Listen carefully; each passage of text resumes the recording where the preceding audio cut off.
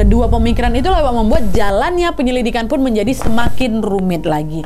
Orang mereka aja belum berhasil nangkap pelaku, kok ini malah saksi satu-satunya, saksi utama nih tewas pula. Hai, wassalamualaikum warahmatullahi wabarakatuh. Terima kasih sudah klik video ini. Sebelum mulai video ini aku pengen nanya dulu nih sama kalian. Kalian punya nggak sih couple goals idola gitu? Terus kenapa kalian bisa ngefans sama mereka? Aku yakin kalian pasti akan jawab karena si couple tadi sama-sama perfect, Nadia, sama-sama berkualitas gitu ya kan. Nah, ngomong-ngomong soal couple goals nih Wak ya, di malam hari ini aku akan menceritakan sebuah kasus penghilangan nyawa berencana yang menimpa pasangan suami istri yang dikenal sebagai couple goals. Kasus ini terjadi di Alabama, Amerika Serikat pada tahun 1988 lalu dan melibatkan beberapa orang sebagai pelaku. Dan FYI, salah satu pelaku dari kasus ini bernama Kenneth Smith yang memang sempat viral tuh di TikTok, banyak yang nge-tag aku juga. Dia ini ramai dibicarakan karena dia adalah orang pertama di Amerika yang dieksekusi death dengan menghirup gas nitrogen. Nah, ternyata di balik itu semua ada kisah yang lebih menyeramkan lagi nih tentang couple goals ini. Nah, penasaran dengan gimana kisah selengkapnya? Jadi tanpa berlama-lama kita langsung masuk aja ke ceritanya ya. Check it out.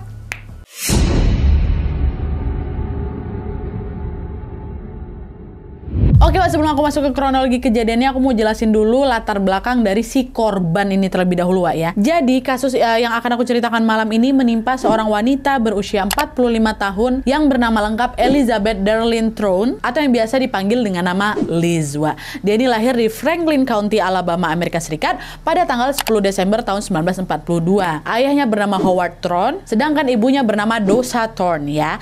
Nah, Liz ini, Wak, merupakan anak pertama dari 4 bersaudara. Liz sama keluarganya ini hidup di lingkungan yang sangat-sangat religius. Setiap hari Minggu mereka ini selalu berangkat ke gereja untuk beribadah. Nah, terus di gereja itu pula Liz ini berkenalan dengan seorang remaja laki-laki yang bernama Charles Edward Senetwa. Nah, Charles ini merupakan anak pastor di gereja tempat Liz dan keluarganya ini beribadah. Awalnya hubungan Liz sama Charles ini ya sebatas teman biasa aja. Tapi karena mungkin sering berinteraksi, pada suatu hari si Liz ini pun mulai jatuh hati lah, ini mulai jatuh cinta kepada si Charles. Dan ternyata si Charles ini juga menyimpan perasaan yang sama Wak sama si Liz. Mereka pun akhirnya sepakat untuk menjalin hubungan sebagai sepasang kekasih. Dan setelah berpacaran cukup lama, Liz sama Charles ini pun memutuskan untuk menikah di usia mereka yang masih terbilang sangat muda, yaitu di usia 20 tahun. Nah, setelah menikah, Charles ini bekerja sebagai seorang karyawan di sebuah mall bernama Sears Department Store yang ada di Alabama. Sedangkan Liz sendiri memutuskan untuk stay di rumah dan menjadi ibu rumah tangga, Wak. Selang beberapa waktu setelah pernikahan ini, Liz pun hamil lah ini anak pertama. Dan setelah 9 bulan berlalu, dia pun melahirkan seorang bayi laki-laki yang diberi nama Charles Junior dan biasa dipanggil Chuck ya. Terus 3 tahun setelahnya, Liz pun kembali hamil lagi, Wak, dan melahirkan anak laki-laki lagi yang diberi nama Michael Sennett atau Mike ya. Jadi ada si Chuck sama si Mike nih, anak mereka berdua nih. Kehadiran si Mike ini pun semakin menambah kebahagiaan keluarga mereka, Wak.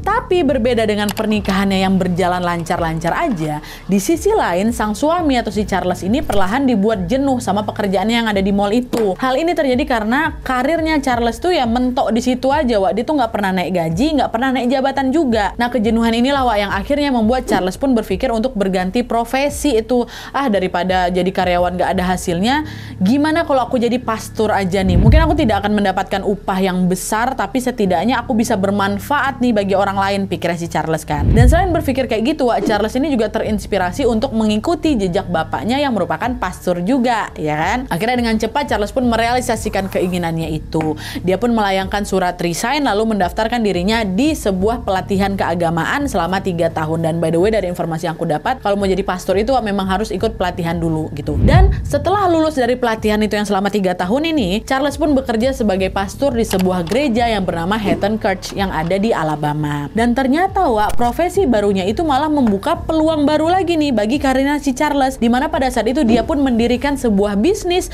yang bergerak di bidang penyediaan peti mati, which is masih relate lah gitu sama kerjaannya di pastor kan. Dan tanpa disangka-sangka, Wak, bisnis itu pun meraih kesuksesan besar nih. Setiap hari Charles ini selalu disebutkan dengan urusan bisnis dan juga urusan yang ada di gereja. Ada pemesanan peti mati, ada juga urusan ibadah yang ada di gereja. Sibuk kali lah dia kan. Nah, kesibukan itu lama-kelamaan pun membuatnya tidak punya waktu lagi untuk quality time bersama keluarga kecilnya. Jangankan buat quality time, Wak, sekedar makan bareng berempat aja udah nggak ada waktu lagi dong. Nah, melihat suaminya yang sangat sibuk, Liz ini sempat beberapa kali negur, sayang, kamu nih kalau bekerja secukupnya aja lah, jangan terlalu sibuk kali. Ingat anak istri kamu yang ada di rumah tuh, kami semua butuhin kehadiran kamu sayang, kata si Liz. Tapi sayangnya di sini Charles sama sekali tidak mendengarkan teguran istrinya, Wak. Dia terus-terusan bekerja tanpa kenal waktu, hingga akhirnya pada suatu hari dia ini didiagnosa menderita depresi berat. Gegara apa? Gegara kelelahan bekerja, macam burnout gitulah, Wak. Nah, karena diagnosanya itu, dokter pun menyarankan Charles supaya beristirahat dan melepaskan salah satu kesibukannya. Kamu ada 2 kesibukan nih, nggak bisa kamu jalan dua-duanya, harus kamu lepas salah satu. Kamu pilih mana? Mau pilih jadi pastor atau kamu pilih jadi pebisnis? Dokter beranggapan bahwa apabila Charles ini tetap sibuk dengan keduanya, nanti penyakit mental kamu bakal sulit disembuhkan, kata dokter kayak gitu. Nah, mendengar saran dari dokter itu, Charles pun menurut, Wak. Dan dia memilih untuk meninggalkan pekerjaannya sebagai pastor dan tetap menjalankan bisnis peti matinya tadi. Dia memilih untuk menjadi pebisnis peti mati gitu kan. Awalnya semua berjalan baik-baik aja, Wak. Hingga akhirnya pada suatu hari Charles lagi-lagi diterpa sebuah masalah besar. Kalau dulu dia mengalami masalah mental akibat depresi berat itu, kali ini dia dihantam masalah ekonomi karena bisnisnya tadi mengalami kebangkrutan gegara terlilit utang. Parahnya lagi, Wak, bisnis yang bangkrut itu ternyata juga berdampak pada kondisi finansial keluarganya. Dimana waktu itu Charles ini kehilangan sumber pendapatan dan menjadi tidak bisa menafkahi anak istrinya seperti dulu lagi. Kayak jatuh miskin kali lah mereka ini, Wak. Nah, di sisi lain, Liz, sang istri ini yang nggak tahan, Wak, melihat rumah tangganya yang kekurangan. Hingga akhirnya Liz pun yang tadinya ibu rumah tangga ini terpaksa harus mencari pekerjaan. Dia melamar di berbagai tempat sampai akhirnya dia diterima sebagai sekretaris di sebuah perusahaan ya. Nah, setelah Liz ini bekerja di sana, ekonomi keluarga mereka secara perlahan-lahan mulai membaik tuh, Wak. Tapi di sini Charles masih belum kerja lagi, Wak, ya. Dia stay di rumah, cuma si Liz saja yang kerja. Dan seiring dengan membaiknya finansial keluarga mereka, kondisi mental Charles yang depresi tadi itu pun juga sudah mulai stabil lagi. Dan karena mentalnya ini sudah stabil, Wak, Charles pun terdorong lagi nih untuk kembali lagi ke kesibukan lamanya, yaitu apa? Menjadi pastor, Wak. Bisnis bangkrutnya nggak dilanjutinnya lagi, dia pure cuma mau jadi pastor aja. Dan setelah segalanya sudah membaik inilah, Wak, situasi di keluarga mereka ini pun juga sudah kembali harmonis lagi seperti dulu. Sayangnya hal itu juga tidak berlangsung lama karena pada suatu hari ada sebuah kejadian yang mengenaskan yang harus menimpa Liz, Wak. Apa yang terjadi? Masuk.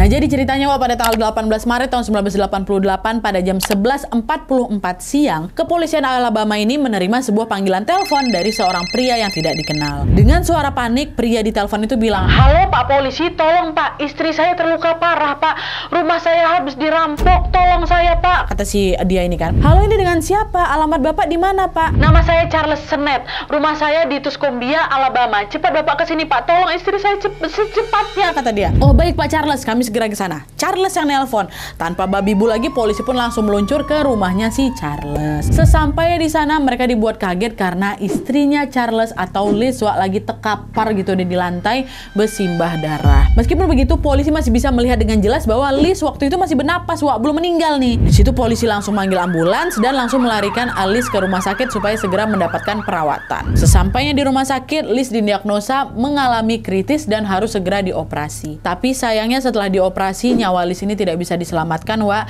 dan dia dinyatakan meninggal dunia. Nah, di sisi lain, polisi yang memang masih ada di rumah si Charles ini langsunglah melakukan olah TKP kan, sekaligus juga meminta keterangannya si Charles. "Pak Charles, tolonglah jelaskan nih apa yang terjadi sama istri Bapak. Kenapa dia tiba-tiba bisa terkapar berdarah kayak gitu?" kata si polisi. Charles jawab, "Saya juga nggak tahu Pak. Tadi saya lagi tiduran nih di kamar belakang, terus tiba-tiba saya dengar istri saya teriak. Saya langsung bangun dan ngampirin dia Pak. Tahu-tahu dia udah terkapar Pak di lantai," kata si Charles. "Loh, bukannya waktu Bapak nelpon tadi Bapak bilang ada perampok? Bapak lihat perampoknya nggak?" "Ah, saya nggak lihat Pak perampoknya. Tapi istri saya Pak yang bilang kalau ada perampok. Jadi sebelum kalian datang ini istri saya itu masih bisa bersuara," kata si Charles kan. Dan setelah mendengar keterangan dari si Charles, polisi pun langsunglah itu melakukan pengecekan lebih detail lagi untuk memastikan apa betul nih rumah ini dirampok gitu kan. Dan setelah melakukan pengecekan, polisi pun menemukan bahwa ada beberapa fakta yang sangat bertolak belakang dengan keterangannya si Charles, Wak. Yang pertama, polisi tidak menemukan adanya barang yang hilang dari rumahnya Charles. Seluruh barang berharga yang ada di rumah itu, macam perhiasan, perhiasan, dompet, uang cash yang ada di sana tuh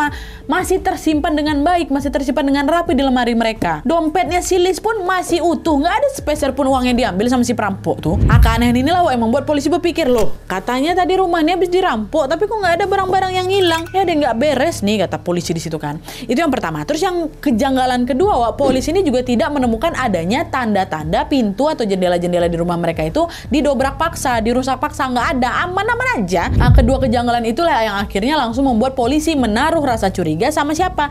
Sama si Charles. Secara dia satu-satunya saksi di TKP kan, Wak. Kesaksian dia pun nggak sesuai sama fakta nih. Nah, berbekal dari kecurigaan itulah, Wak, akhirnya polisi pun membawa Charles ke kantor polisi untuk diinterogasi. Nah, pas diinterogasi, Wak, mereka nanya, Pak Charles, tolonglah jujur aja. Apa betul ada perampok yang masuk ke rumah Bapak nih? Soalnya waktu kami cek, kami nggak menemukan adanya barang-barang Bapak yang hilang, kata polisi. Iya, Pak, betulan, Pak. Ya mungkin perampoknya memang nggak sempat ngambil barang, tapi yang jelas ya istri saya ngomongnya kayak gitu, dia dipukul sama perampok. Nah, belum sempat polisi nanya lagi, tiba-tiba si Charles motong lagi. Pokoknya saya sama sekali nggak terlibat, Pak ya. Saya di sini cuma menyampaikan pernyataan istri saya sebelum dia pingsan, kata si Charles. Nah, mendengar pernyataan itu, polisi makin curiga lah. Bentar lo, Pak, bentar lo. Memangnya ada yang nuduh Bapak? Emangnya kami nuduh Bapak sekarang nih? Kenapa tiba-tiba Bapak ngomong kayak gitu? Kata si polisi kan. Mendengar pertanyaan itu, Charles langsung diam, Wak. Seolah dia sedang memikirkan sesuatu. Keceplos aku nih. Dan gak lama dari situ Charles bilang lagi, nggak ada apa-apa, Pak. Tapi yang jelas saya nggak terlibat ya. Sekarang izinkan saya pulang. Interogasinya sudah cukup, kata dia. Meski merasa janggal dengan gerak-gerik Charles, Wak, polisi tidak bisa menahan dia karena ya memang nggak ada bukti gitu kan. Alhasil polisi pun dengan terpaksa mengizinkan si Charles kembali ke rumahnya. Tanpa bukti kan polisi nggak bisa ngapa-ngapain, Wak. Nah, tapi karena didorong oleh perasaan curiga tadi, polisi pun bersepakat tetap mengawasi Charles ini secara diam-diam. Dan ketika investigasi itu masih berlangsung secara diam-diam ini, pada suatu hari mereka dikejutkan dengan sebuah kabar duka, yaitu Charles meninggal dunia karena bunuh diri dengan cara menembakkan kepalanya sendiri. Mati si Charles, budir dia. Kabar itu langsung membuat polisi diliputi oleh berbagai pertanyaan. Ini kira-kira kenapa nih Charles ini nekat melakukan hal itu? Kenapa dia bunuh diri? Apakah dia sengaja menutupi kesalahannya? Atau apa nih? Kalau dia berani menghilangkan nyawanya sendiri, bukan tidak mungkin juga dia ini berani menghilangkan nyawa istrinya, ya kan? Tapi di sisi lain polisi juga mikir, tapi belum tentu juga sih. Bisa jadi juga Charles ini menghilangkan nyawa sendiri gara-gara dia depresi atau dia sedih kali tinggal sama istri yang tewas secara mengenaskan kayak gitu. Nah, kedua pemikiran itu yang membuat jalannya penyelidikan pun menjadi semakin rumit lagi. Orang mereka aja belum berhasil nangkap pelaku, kok ini malah saksi satu-satunya, saksi utama nih tewas pula. Dan untuk memecahkan kerumitan itu, Wak, polisi pun memutuskan untuk pergi lagi ke rumahnya si Charles dan mencari petunjuk baru. Dan ternyata cara itu juga efektif karena di sanalah mereka menemukan fakta-fakta penting yang menjadi titik terang dari kasus ini. Ini betul-betul plot twist juga nih, Wak.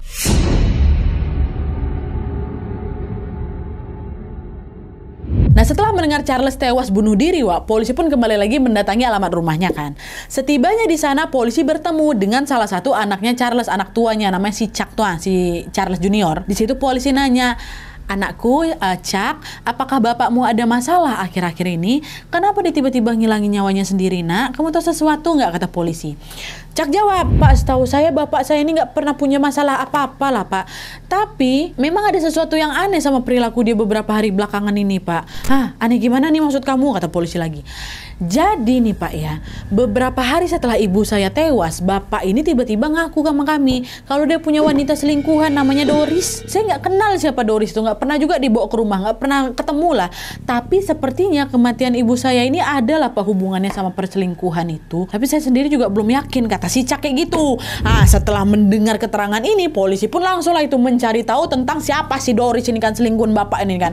Di mana alamat dia? Dan setelah ketemu, Wak, dengan cepat mereka pun langsung mendatangi Doris dan langsung menginterogasinya. Halo, Ibu Doris, apa betul kamu ada hubungan sama Charles? Oh iya, Pak, saya punya hubungan dekat sama Charles. Ngaku si Doris. Kalau begitu, apakah kamu tahu kenapa dia menghilangkan nyawanya sendiri? Kenapa si Charles ini bunuh diri? Oh, kalau gitu saya nggak tahu, Pak. Tapi beberapa hari sebelumnya, Pak, dia tuh pernah cerita memang ke saya. Kalau Dia baru aja ngabisin nyawa istrinya, Pak, kata si Doris. Nah, tepat setelah mendengar jawaban itu, polisi pun langsung merasa dugaan mereka selama ini, ternyata betul lah kan, betul kan? Pelaku dibalik kematian Liz itu si Charles nih. Dan karena masih penasaran lagi, Wak, polisi nanya lagi, nah terus kamu tahu nggak kenapa Charles ini tega ngabisin nyawa istrinya sendiri? Apa ada hubungannya dengan hubungan kalian? Nah, disitulah Wak Doris pun akhirnya bercerita bahwa Charles melakukan aksi keji itu karena dia terlilit hutang dengan nominal yang sangat besar dan tidak bisa membayarnya. Karena alasan itulah Wak Charles pun berencana untuk menghilangkan nyawanya si Liz demi mendapatkan uang asuransi. Belum cukup sampai di situ aja, Wak. Doris ini juga bilang bahwa si Charles ini tidak melakukan aksi keji itu sendirian. Dia meminta bantuan kepada salah satu kenalannya, yaitu seorang laki-laki yang masih berusia 21 tahun bernama Billy Gray Williams. Ah, ini beda lagi nih namanya, Billy ya. Dan untungnya Boris tahu pula di mana Billy ini tinggal, Wak. Dia pun segeralah memberitahu hal itu kepada polisi. Tanpa berlama-lama lagi, polisi pun langsung lah itu memburu si Billy ini dan membawanya ke kantor polisi untuk diinterogasi juga. Nah, pada saat proses interogasi ini berlangsung, Billy sangat kooperatif, Wak, dan dia mengakui bahwa memang, Pak, saya sudah terlibat dalam kematiannya Elizabeth atau Liz. Dan selain itu, Billy juga menjelaskan awal mula keterlibatannya dalam aksi kriminal ini. Nah, sekarang aku akan menjelaskan kronologi dari Billy atau kronologi pada saat kejadian itu berlangsung ya. Nah, jadi Wak, beberapa waktu sebelum kejadian, Charles ini pernah tiba-tiba datang menemui si Billy. Dia bilang, Billy, aku butuh bantuan kamu. Kamu mau nggak bantuin aku? Bantuan apa ya, Pak Charles? Kata dia. Bantu aku mengakhiri hidup istriku. Misi ini nggak gratis kok. Aku bakal bayar kamu dengan upah yang sesuai. Kata siapa Charles tiba-tiba kan? Dengar permintaannya langsung ditolak mentah-mentah sama si Billy, Wak. Nggak bisa lah, Pak. Ada-ada aja, Bapak. Ini saya nggak pernah lo ngilangin nyawa orang. Lagi pula kenapa Bapak mau ngabisin nyawa istri Bapak sendiri, ha? Kalian selama ini baik-baik aja, kami tengok kalian di gereja juga macam couple goal sekali. Kami lagi ada masalah keluarganya nih, Billy. Saya udah nggak sanggup lagi hidup sama dia. Makanya kamu mau ya jadi eksekutornya ya? Tolonglah bantuin saya, kata si Charles lagi. Woi Pak, nggak bisa Pak, nggak mau saya. Tapi meskipun sudah ditolak-tolak terus dengan tegas, Wak, rupanya Charles ini juga nggak pantang menyerah. Dia terus-terusan itu membujuk si Billy agar dia ini mau menjadi eksekutor penghilangan nyawa sang istri. Nah, karena terus-terusan dipaksa, goyang si Billy ini. Akhirnya dia pun mengiyakan tawaran itu dengan syarat dia tidak mau beraksi sendirian. Rencananya Billy ini akan mengajak dua orang teman dekatnya yang bernama Kenneth Smith dan juga si John Forrest Parker, Wak. Nah, mendengar permintaan Billy, aku mau dua orang ya. Charles bilang, ya udah terserah lo lah. Kau mau ajak siapa aja terserah, yang penting misi ini harus berhasil, kata si Charles. Dan setelah sama-sama sepakat, Billy pun langsung menghubungi Kenneth dan John dan juga menyampaikan tawaran dari si Charles ini. Wak, ini ada tawaran untuk ngabisin orang nih gitu kan.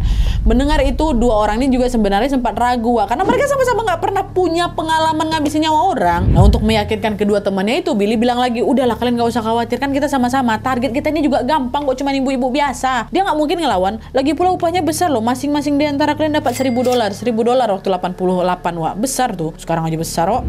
Ya udahlah, boleh, kata mereka. Ya udah, kami mau. Dan setelah setuju, mereka pun segera menyusun skenario penghilangan nyawa Liz, di mana waktu itu mereka bertiga berencana menghabisi nyawanya si Liz ini di rumahnya sendiri pada hari Rabu siang tanggal 18 Maret 88. Itulah. Tapi, Wak, ketika hari H tiba, Billy ini tiba-tiba berubah pikiran. Si Billy yang masih kecil 21 tahun tuh berubah pikiran dia. Dia memutuskan untuk tidak ikut pada hari eksekusi ini karena dia takut ditangkap polisi. Padahal dia yang ngajak mereka berdua kan, dia pula nggak mau. Cuma si John sama si Kenneth ini tetap datang, Wak. Dia tetap mau melanjutkan rencana itu demi mendapatkan apa? Demi mendapatkan upah yang memang sudah dijanjikan tadi. Terserah kok lah, kok nggak mau ikut nggak apa-apa, yang penting tetap bayar kami ya. Akhirnya pada siang itu John sama Kenneth ini pun pergilah, Wak, itu ke rumah Liz berbekal dengan membawa pisau dapur dan juga pipa besi. Nah, terus waktu udah nyampe di depan rumahnya si Liz, Wak, kedua orang ini malah kebingungan pula. Mereka memang sudah menyusun strategi untuk menghabisinya di rumah si Liz kan. Cuma mereka tuh belum menyusun strategi gimana kita bisa masuk ke dalam rumah nih, orang kita si Liz nggak kenal sama kita. Mana kita nggak punya pengalaman bunuh orang lagi nih, kayak mana nih kita mulainya nih? Iya juga ya, kata si John. Iya juga ya. Aku juga nggak tahu nih kita harus kayak gimana. Nah, setelah sekian lama berdiam diri di sana, Wak, akhirnya John bilang, ya udah, Wak, kita pura-pura numpang pipis aja. Terus kalau misalnya istri nanya kita ini siapa, kita bilangnya kawannya si Charles. Charles kan tahu kita. Iya, setuju, kata si Kenneth. Dah tuh, akhirnya siang itu mereka betulan pergi menemui Liz dan bilang mau numpang pipis. Bu, permisi Bu. Waktu dibuka pintu sama Liz, Bu, misi numpang pipis. Nah, Liz yang bukain pintu itu ya nggak langsung ngizinin mereka masuk lah. Orang dia nggak kenal kok sama mereka berdua nih. Siapa orang berdua nih kok tiba-tiba datang numpang kencing pula rumahku. Liz nanya, maaf mas berdua ini siapa? Bu, kami temannya Pak Charles. Kami kawan bisnisnya, kata gitu. Di situ Liz sempat terdiam bentar tuh, sampai akhirnya Charles yang waktu itu memang ada di rumah melihat kedatangan kedua orang itu juga, pergi juga ke depan tuh. Di situ Charles bilang, oh iya sayang, itu dua kawan aku, kata. Udah masuk aja, lo mau pipis kan? Masuk, katanya. Padahal Charles selalu, oh ini nih dua eksekutor udah datang nih gitu kan. Dengar suaminya ngomong kayak gitu tanpa ragu, Liz pun akhirnya mengizinkan mereka masuk. Oh iya mas masuk, katanya. Nah terus pas baru jalan beberapa langkah ke dalam rumah ini, disitulah John dan Kenneth pun melancarkan aksi kejinya. John yang pertama menusuk tubuhnya si Liz dengan pisau dapur yang dia bawa itu secara membabi buta, sedangkan si Kenneth memukul kepalanya si Liz ini dengan pipa besi yang dia bawa juga sampai Liz jatuh bersimbah darah. Dan setelah melihat target mereka ini berhasil dilumpuhkan, mereka pun segera langsung melarikan diri dari tempat itu. Nah, kronologi selanjutnya ya seperti aku ceritakan tadi, Charles nelpon polisi, lalu dia buatlah skenario seolah-olah ini sudah terjadi perampokan lah gitu di rumahnya kan. Dan setelah mendengar kronologi dari si Billy ini, polisi pun segera langsung memburulah dua pelaku lainnya ini, siapa tadi? Si John sama si Kenneth. Dan selang beberapa hari kemudian mereka pun akhirnya berhasil ditangkap. Dan setelah melalui proses persidangan, Billy, Kenneth, dan John yang sisa bertiga ini dinyatakan bersalah atas tewasnya Elizabeth Sennett atau Liz. Dan pada bulan Februari tahun 89, pengadilan Alabama pun menjatuhi John Parker dan Kenneth Smith dengan hukuman mati karena mereka berdua eksekutor utama nih. Sementara itu Billy hanya dijatuhi hukuman yang lebih ringan, yaitu hukuman penjara seumur hidup karena dia tidak terlibat langsung dalam kejahatan ini. Tapi meskipun tiga pelaku ini tertangkap, ada satu pelaku lain yang tentunya tidak mendapatkan hukuman atas kasus ini. Dia siapa? Charles. Charles ini tidak sempat dipenjara atau dijatuhi hukuman karena memang dia ini sudah menghilangkan nyawanya sendiri. Nah, hal itulah yang kemudian sempat membuat banyak orang tuh berasumsi bahwa kemungkinan besar Charles ini mengakhiri nyawanya untuk menghindari proses hukum, atau gampangnya dia ini ya takut dipenjara gitulah karena dia sudah menghabisi nyawa istrinya. Singkat cerita, setelah vonis dijatuhkan, Billy, John, dan juga Kenneth ini pun memulai masa hukuman mereka dengan mendekam di penjara. Sampai akhirnya keluarlah ini nih keputusan bahwa John dijadwalkan dieksekusi mati pada tanggal 10 Juni tahun 2010. Sedangkan Kenneth Smith akan dieksekusi pada bulan November tahun 2022. By the way, aku nggak tahu nih kenapa eksekusi di waktu yang berbeda dan lama kali kan. 12 tahun bedanya. Ini kita fast forward aja lah ya ke hari eksekusi. Nah, tibalah tanggal 10 Juni tahun 2010, John pun dieksekusi mati dengan cara disuntik mati nih. Lalu baru 12 tahun kemudian, tepatnya di bulan November tahun 2022, Kenneth yang sudah berusia 56 tahun juga dieksekusi dengan cara yang sama, yaitu disuntik mati. Tapi berbeda dengan John yang langsung tewas setelah disuntik itu, si Kenneth setelah disuntik sama cairan mematikan, nggak mati-mati dia, masih hidup dia. Nah, kegagalan itulah yang akhirnya membuat tim pengadilan mengundur jadwal eksekusi Kenneth sembari mereview ulang atau mereview kembali undang-undang mereka terkait dengan suntik mati. Karena ternyata ada orang disuntik mati nggak mati gitu. Dan setelah review undang-undang ini selesai, pengadilan Alabama pun memutuskan bahwa eksekusi Kenneth Smith ini jatuh pada tanggal 25 Januari tahun 2024 lalu dengan cara baru, yaitu menghirup gas nitrogen beracun. Dan ketika hari tiba, Kenneth pun menjalani eksekusinya dengan menghirup gas nitrogen tadi selama 20 menit sebelum akhirnya dia pun dinyatakan tewas. Setelah tewas, Kenneth pun langsung menjadi pembicaraan di mana-mana karena eksekusi ini merupakan cara pertama kalinya yang digunakan di Amerika, bahkan juga di seluruh dunia, cara eksekusi mati kayak gini ya. Dengan kata lain, si Kenneth ini menjadi orang pertama yang dieksekusi mati dengan cara itu. Nah, itulah dia alasan kenapa nama Kenneth Smith ini sempat viral di sosial media pada awal tahun 2024 kemarin, gegara eksekusi ini sebenarnya. Dan cerita dibalik kenapa dia dieksekusi mati itu ya kasusnya si Elizabeth Sennett ini, kasihan ya.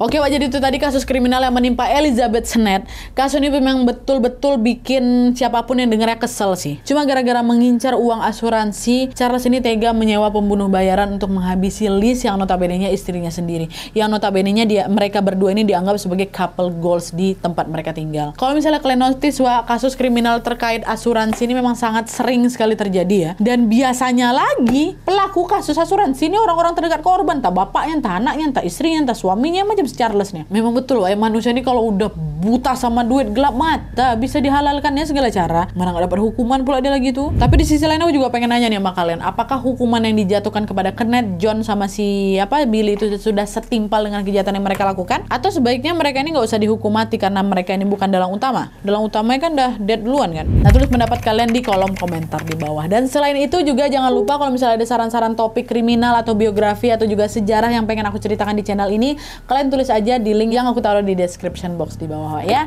Oke Wak, jadi sekian dulu videonya. Terima kasih banyak yang sudah menonton, terima kasih banyak yang sudah join membership, terima kasih banyak yang sudah super thanks, terima kasih banyak yang sudah like dan komen. Kalau kalian suka video ini, klik like-nya, jangan lupa komen di bawah untuk ide dan saran-saran selanjutnya. Jangan lupa nyalain notifikasi supaya kalian tahu kalau upload video baru.